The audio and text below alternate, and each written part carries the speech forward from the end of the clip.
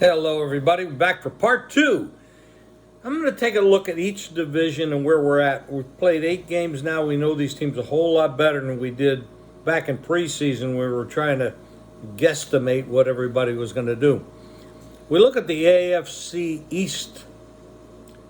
Dolphins 6-2, Bills 5-3, Jets 4-3. It's kind of unbelievable how the Jets keep winning when they can't score and can't move the ball. The Patriots, of course, are 2-6. What do I see coming down the pike? I'm just going to say it's really tough. The Bills this week have a tough game. Dolphins are heading overseas. It's really tough. It's going to come down to injuries, but it's going to come down to the Dolphins and Bills. Now, Aaron Rodgers is a real kind of like real question mark. If he came back, if he can come back, I mean that'd be incredible if he does. This Jets team then becomes real because their defense plays real good football, and you really can't move the ball on them. You can't score on them, and now you change from Zach Wilson to Aaron Rodgers. You talk about an upgrade.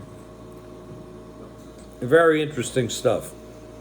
Now, we take a look at the AFC North. Ravens, Steelers, Browns, and Bengals.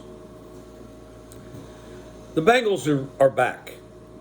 Burrow is healthy now. They're playing incredible. I'm going to throw the game out yesterday with San Francisco. With Trent Williams is out. Deebo Samuel's out. Great game. It wasn't that easy as the score would look like. It was. But the Bengals are for real. Because Joe Burrow, they've been there. They've been the last couple of years very successful. The Browns are for real. Their defense is real, but their quarterback issue with Deshaun Watson. And the backup quarterback just doesn't get it done, but they should have won the game. So it's kind of like the Jets. They can't move the ball, but they're in there. They can win.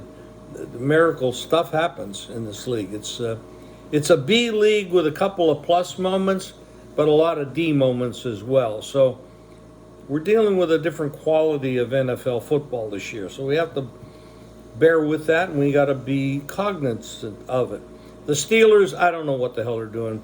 Their offense is absolutely, I used to say it was 1960s football. It's really 1860s football. They are a mess. And now players are coming out, the coach coming out, they're criticizing the referees. The one player says, I think the referees wanted the other side to win.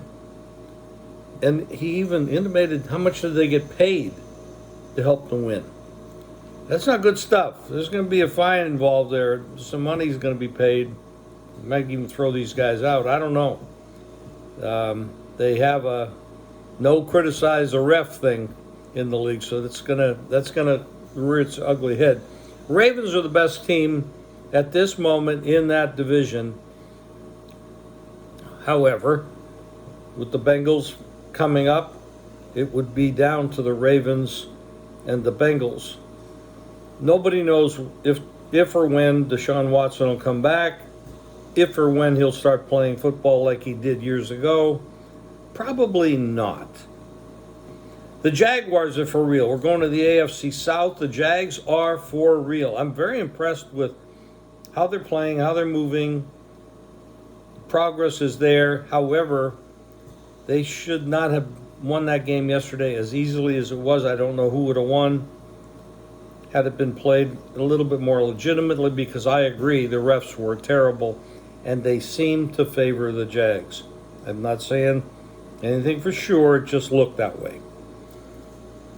The Chiefs, struggling, really struggling. Can't get on the same page with the wideouts. Yesterday was a flu day. The Chiefs did not feel well. They got beat by Denver. Denver didn't move the ball. They only won because the Chiefs turned the ball over 5 times. So, and you expecting the Chiefs to win when Taylor Swift isn't in the stands. That might be a little too much to expect.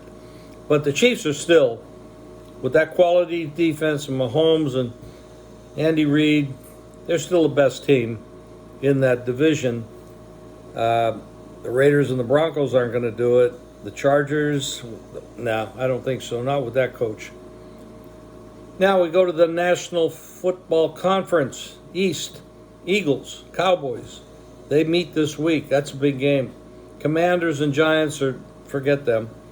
It's going to come down to the Eagles and Cowboys, and these head-up matches against each other is going to make a big difference. But usually the Cowboys don't hold up very well when they go up against real good competition. And that'll probably maintain itself. Now, going to the North, without their quarterback, the Vikings are toast. And they were playing really well. So that was a shame. Terrible injury, a terrible loss, out for the season. The Packers and the Bears, of course, are horrible. Neither one has a quarterback. They're a mess. The Lions should win this division rather easily. They play the Raiders. I don't have the results from that yet. So should they win that, they'll be 6-2. Then the Vikings are 4-4, but without a quarterback, they're not going anywhere. Now we go to the South. Miserable division. Falcons, Saints, Buccaneers, and Panthers. You like anybody there? You think anybody's good? I don't. I think the Saints are the best of the group, and they played a little bit better yesterday, which is kind of surprising. They popped up against the Colts and did extremely well. I'm going to still stick with my preseason prediction there that the Saints will come out of that and make the playoffs based on the fact they win the division. The West is interesting.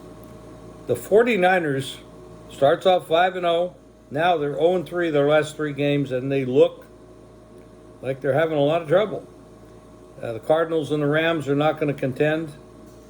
The Seahawks, they're good, but they're not great. I still think the 49ers will get it turned around. They'll get Trent Williams back on the offensive line. Deebo Samuel get back. And with Purdy and McCaffrey in the backfield and that very solid defense, although they haven't been in the last couple of weeks, I think they'll take that division, but it's going to be close with the Seahawks. It's going to be very close. This is going to be interesting. We're 8 weeks in. We've got a lot of results. This is still, and I'm going to keep saying it, and I'm not trying to be critical for no reason. There's a reason. The NFL is a B league, and sometimes a B minus, sometimes a B plus.